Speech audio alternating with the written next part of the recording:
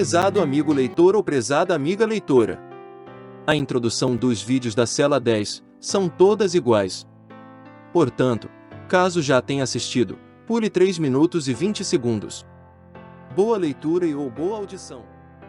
Você já se imaginou preso inocentemente? Você imagina que prisões injustas só ocorrem em favelas? Não. Em setembro de 2019, o narrador dessa série de vídeos foi vítima do poder político e econômico do estado de Goiás e enviado para um presídio onde ficou por 59 dias. Sem analisar a competência constitucional e as normas relativas ao imposto territorial rural e muito menos atentar sobre a inviolabilidade do sistema tributário federal, o Ministério Público e o Judiciário acataram a tese absurda de prisão preventiva, por tempo indeterminado, para salvaguardar os milionários fazendeiros contra supostos bandidos perigosos. A celeridade das decisões foi impressionante. O relatório policial foi assinado pelo delegado em 29 de agosto. No mesmo dia 29, o promotor ofereceu denúncia, e 2 dias úteis depois, o juiz determinou a prisão.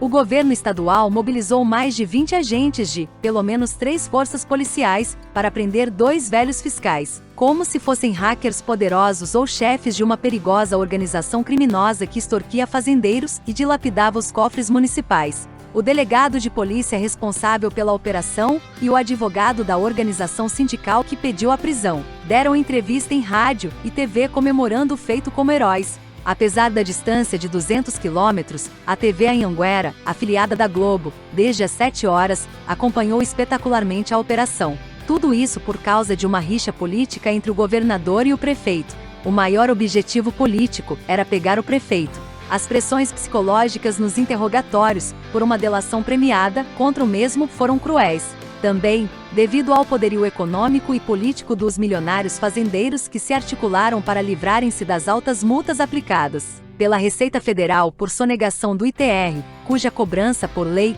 é de responsabilidade do município, e principalmente porque o acusado descobriu uma indústria de laudos técnicos vendidos aos fazendeiros desnecessariamente, e pior, muitos, falsificados. Ou seja, quem extorquia fazendeiros, com laudos falsos e desnecessários, e dilapidava o tesouro municipal sonegando imposto, conseguiu se safar, acusando, criminalmente na maior covardia, 2 inocentes pais de família. Mesmo com seus sigilos quebrados, a Polícia Civil e o Ministério Público não encontraram nenhuma prova que incriminasse os fiscais, e o inquérito foi encerrado sem processo. Os laudos falsos e desnecessários que estavam em poder dos fiscais presos foram recolhidos pela polícia. Com a prisão dos 2 fiscais, a operação fiscal foi interrompida e o pequeno município de Nova Crixás de Goiás deixou de arrecadar mais de 7 milhões de reais que constituía na parte destinada ao município. Neste vídeo, e nos próximos, o narrador vai contar como foram seus dias na cadeia. 14 presos em uma cela construída para comportar 9.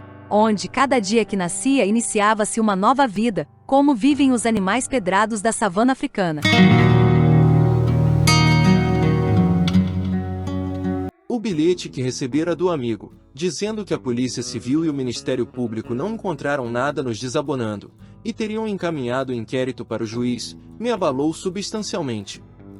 Novas dúvidas me invadiram. Soltar-me-iam? Quando? Cadê meu advogado? Sem notícias, continuei escrevendo, meditando e exercendo pouco diálogo com o pessoal, na maioria das vezes me atendo às respostas, assim mesmo, restringindo-me às 3 pessoas que ainda me respeitavam, e o diabético que, não obstante ser bipolar, estava mais próximo de mim. Certo momento, estava sentado em uma cadeira, aproveitando a sombra do muro, imerso nos meus pensamentos, quando o gritador me aborda. Será que você vai sair antes de mim? Cara, estou neste exato momento procurando uma luz, por menor que seja, para clarear meu futuro, e você me vem com uma pergunta tão egoísta? Retruquei. Desculpa. Eu também estou angustiado com a inércia do judiciário em rever meu processo. Ponderou. O gritador fora meu amigo e aliado desde minha chegada e de repente virou meu algoz. O provável motivo era sua vontade em se tornar o líder da cela, que era uma atribuição da direção do presídio, mas dependia, também, da aceitação do grupo. Com o objetivo de resgatar nossa amizade, arrastei uma cadeira e o mandei sentar. Naquele momento esqueci meus problemas e procurei algum assunto capaz de segurar a atenção do ouvinte. Depois de alguns segundos pensando, lembrei-me que ele gostava demais da sua família, e, provavelmente, seria um ótimo link para o diálogo. Você não pode continuar com essa agressividade e irritabilidade com as pessoas, notadamente com o magrelo e a mim. Argumentei. Você precisa entender que minha situação está muito complicada, e, muitas vezes, nem percebo. Respondeu. Mais um motivo para mudar. Já nem está percebendo. Sabe o que vai acontecer? Quando for libertado, e chegar em casa, vai contaminar seu lar com essas deficiências e prejudicar a sua relação com sua esposa, filha e seus pais. Concluí. Tentei mostrar-lhe as vantagens de tornar-se líder sem os gritos, ameaças e irritabilidade. Um líder é formado pelo caráter íntegro e pela personalidade atraente. O líder usa de coerência e escolhe os momentos próprios para falar e interferir. Assim seria respeitado e admirado, sem se desgastar e sem acostumar com a irritabilidade. Você não imagina o quanto nosso psicológico é detonado após 2 anos preso nessa cela. Argumentou. Penso que sua mudança de comportamento em relação ao grupo, notadamente ao magrelo e a mim, foi muito radical em poucos dias. Falei. Na cadeia, todo mundo é maldoso e não existe amizade. Todo mundo é falso e traiçoeiro. Afirmou fugindo do contexto da nossa conversa. Ressaltei que não me enquadrava nessa qualificação. Falsidade é uma coisa que absolutamente não sou, e, consequentemente, quem não é falso não pode ser traiçoeiro. Então respondi novamente invocando sua família. Tenho certeza que sua esposa e filha esperam receber um homem muito melhor do que quando saiu. Um homem amaciado pela solidão, pela penitência e pelas agruras da cadeia. No entanto, vai receber um homem amargurado, vingativo, irritadiço e maldoso. Sem demonstrar qualquer reação, levantou-se e partiu. O gritador era um homem relativamente bem-sucedido, economicamente. Tinha uma chácara e uma fonte de renda através do seu trabalho como marceneiro. Os pais eram funcionários públicos e bem educados. Sua esposa era bonita e simpática, trabalhava como professora, com a qual tinha uma filha que não conheci. Fora condenado por molestar uma menina menor de 14 anos. A TV tinha sido arrumada, e, no domingo, aproximei do líder, perguntando se ele me deixaria assistir ao jogo do Flamengo na Globo. Respondeu-me negando. Alegava que queria assistir o programa do Rodrigo Faro na Record. Entretanto, chegando próximo do horário do jogo, ele estava assistindo a um filme na Globo. Fiquei mais animado, pois era o canal que eu queria. Permaneci em pé ao seu lado para ver se o sensibilizaria e deixava na mesma sintonia. Mas terminado o filme, mudou de emissora. Depois de um tempo no SBT passou para a Record e disse que não havia nenhum programa que prestasse. Então, humildemente, reiterei meu pedido para ver o jogo. Fez careta, resmungou, colocou na Globo e, finalmente, consegui assistir a vitória do meu Flamengo. Nesse episódio percebi que minha relação com o líder também não estava boa. Todos os dias, religiosamente, o meu colega fiscal, que habitava a cela ao lado, liderava uma sequência de orações e hinos.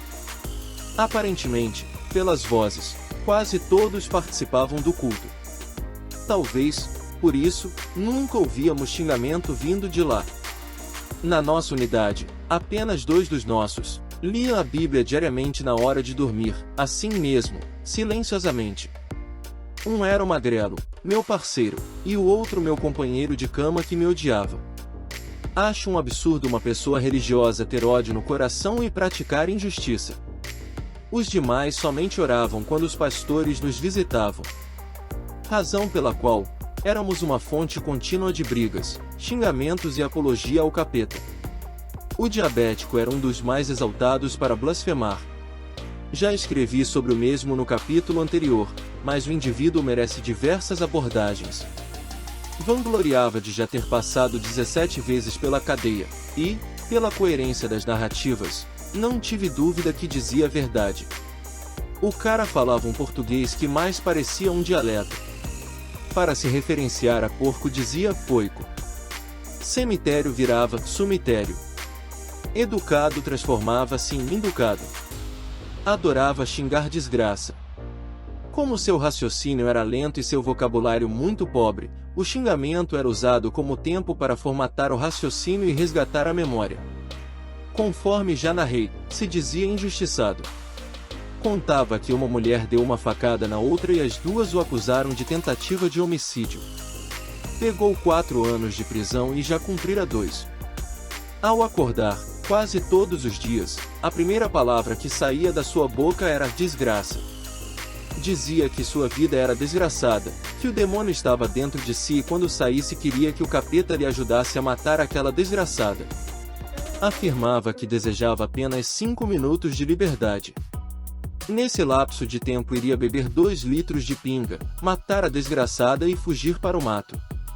Outros dias, em menor proporção, acordava um doce, dizendo que nunca mais colocaria álcool na boca, que iria viver sua vida trabalhando e namorando. Nesses raros dias acordava apaixonado pela mulher que o mandara prender. Historiava maravilhas sobre a dita cuja. Aliás, era um apaixonado de carteirinha. Apaixonou por uma detenta por vê-la alguns segundos umas 3 vezes por semana. As mulheres tomavam sol na cela que fora minha quando cheguei. Por essa razão, umas 3 ou 4 vezes por semana, um grupo de detentas algemadas, em fila indiana, passavam do outro lado do pátio rumo ao banho de sol. O raio de visão da nossa cela com o grupo não passava de 1 metro. Mesmo assim, uma mulher lhe teria acenado enquanto ele se encontrava no raio de visão. Quando teve oportunidade, batalhou com um dos agentes até descobrir o nome da mulher. Assim começou a corresponder por carta, tendo o agente prisional como correio. Na primeira carta ele não tinha ideia de como seria. Queria uma carta romântica, mas não era romântico, portanto, não dava conta de digitar. Então, não sei por qual razão, me escolheu para a tarefa. Passou-me as coordenadas gerais do teor da mensagem e coube a mim desenvolver. Quando escrevia um parágrafo, submetia-o para aprovação. Por mais simples que eu escrevesse, mandava rasgar o papel e escrever novamente. Dizia que um texto bonito daquele, dava muito na cara que não era dele. Mesmo sugerindo para ele ser sincero, dizendo que foi um amigo quem escreveu e que não seria falta de romantismo, insistiu que queria impressionar como sendo dele. Apesar das reclamações sobre as palavras, acabou enviando. A mulher respondeu rasgando elogio pelo romantismo da carta e manifestando o desejo de continuar correspondendo. Entretanto, minha segunda carta ele não enviou. Equilibrado. Escreva para mim. Esse velho desgraçado quer foder meu romance escrevendo palavras que eu nem sei o que significa. Alegou sem considerar que o vocabulário dele era menor que o de uma criança. Outro preso, meu inimigo e companheiro de dormir no chão, era absurdamente apaixonado por outra detenta. Também não sabia escrever e cabia ao equilibrado tal tarefa. A neutralidade do equilibrado transformou em unanimidade na cela. Nunca entrava numa discussão, exceto quando prejudicava. Todos gostavam dele. Participava de todos os principais eventos da cela, inclusive era bom na caixeta.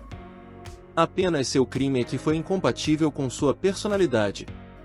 Por motivo fútil, deu uma martelada na cabeça de um sexagenário, e, não satisfeito, pegou uma faca de mesa e cortou a garganta do velho. Para agravar, friamente, organizou o velório e passou a noite toda ao lado do morto.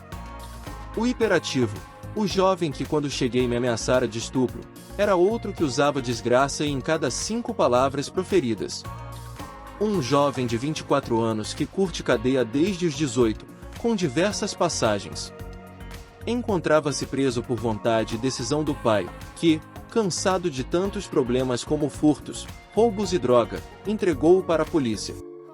Segundo os presos, que o conhecia desde a adolescência, os policiais teriam dito ao pai que estavam apenas esperando um deslize do seu filho para crivá-lo de balas.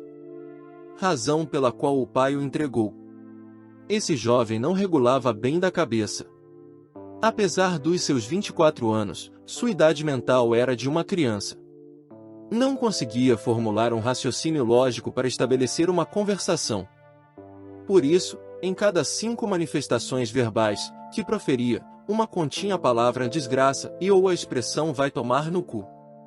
Durante todo o tempo acordado era fazendo brincadeiras de mau gosto mescladas com essas expressões. O hiperativo tinha uma capacidade enorme para se irritar. Coisas absolutamente relevantes como uma conversa que ouvia na cela ao lado, a forma de um agente falar ou até com programas de TV, fazia-o irritar. Nessas oportunidades emitia uns grunhidos altos e esquisitos e gesticulava horrendamente os braços, a cabeça e as pernas. Eventualmente acordava jurando matar o advogado que o defendia. O doente era o campeão da desgraça. Era muito antissocial e referenciava a todos como desgraçado ou vagabundo. Mesmo nas suas meditações ele ficava exteriorizando desgraça, desgraçados e vagabundos. Afirmava ter 41 anos, entretanto aparentava ter mais de 50. Tinha uma voz rouca, baixa, parecida com a voz do Pato Donald e não tinha filho, nem esposa. Uma irmã vinha visitá-lo eventualmente. Pagava a pena por matar um desafeto degolado por vingança. Por uma briga banal, passou uma faca na garganta da vítima. O doente sofria muito consigo mesmo, tanto psicológico, como fisicamente. O cara era totalmente refratário às conversas ou atitudes dos companheiros e absolutamente ignorante em todos os sentidos. Exceto quanto aos serviços braçais rurais, sobre os quais conseguia desenvolver uma pequena narrativa.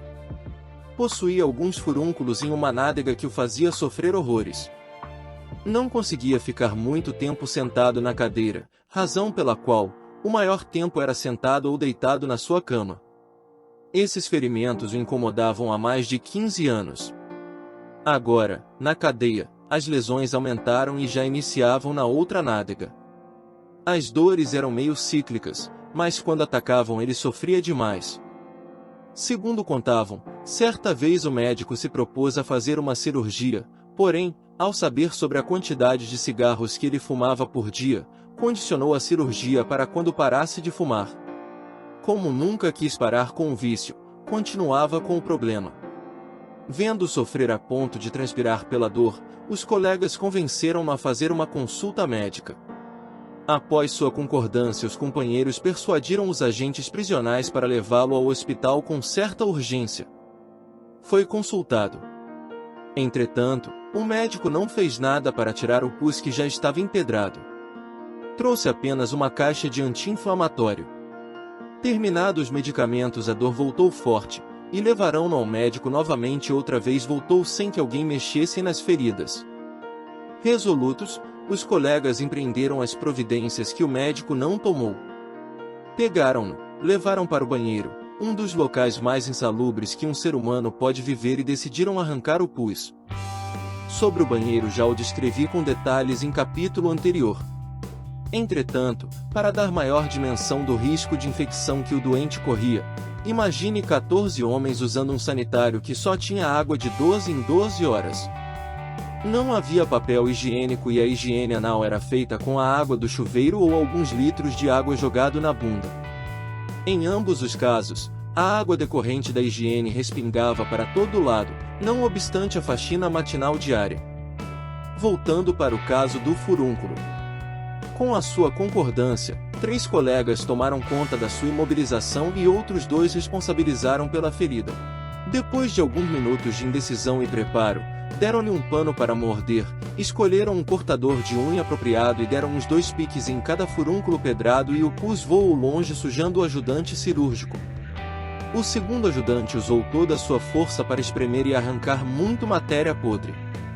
Mesmo sem participar ou presenciar o evento, fiquei muito tenso e preocupado com o futuro do colega. Aquela situação me remetia ao século XIX, quando o éter e o clorofórmio foram estabelecidos como anestésicos. Antes de 1840, uma perna ou braço eram amputados ou um dente arrancado na bruta, sem anestesia. A primeira anestesia no Brasil foi realizada em 1847. Não sei por qual razão, Naquele momento me veio à mente a lembrança de Alexander Fleming, que em 1928 descobriu a penicilina. Imagine um mundo sem antibiótico, sem anestesia e sem radiografia? Pensei. Fleming deveria ser santificado. Foi o responsável por amenizar o sofrimento pela dor de milhões de pessoas e salvar a vida de outros milhões. Os religiosos veneram os apóstolos, os santos e até animais como benfeitores da humanidade. Mas nenhum santo salvou mais vida que Alexander. Para os cristãos, Jesus foi o maior homem que já passou na face da terra, enquanto que os islâmicos consideram o profeta Maomé.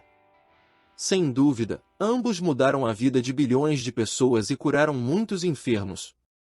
Entretanto, não curaram tanto quanto Fleming, com o agravante que os cristãos e os muçulmanos já mataram milhões de pessoas. Não sou espírita, mas sei que a doutrina usa a expressão espírito iluminado para se referenciar a grandes benfeitores da humanidade, como santos e estadistas. Para mim, Alexander Fleming foi um espírito tão iluminado quanto Jesus e Maomé. Depois de aproximadamente 1 hora, todos saíram do banheiro. O doente com os olhos vermelhos e rosto molhado pelas lágrimas. Os demais comemorando e exclamando nojo, pena e incredulidade. Por incrível que pareça, a partir desse dia a melhora do doente foi contínua. O doente, também, sentia muita dor de dente, então resolveu ir ao dentista para arrancar todos os dentes da boca. Voltou chamando o dentista de desgraçado e vagabundo por ter arrancado somente 2 dos seus dentes. Não sabia ler e nem assinar o nome e não tinha religião. No dia que os pastores vinham, terça e quinta, os colegas que conhecem seu sofrimento o arrastavam, a contragosto, e o obrigavam a ajoelhar em frente ao religioso, próximo da grade, para pedir interferência divina para seus males da carne e do espírito.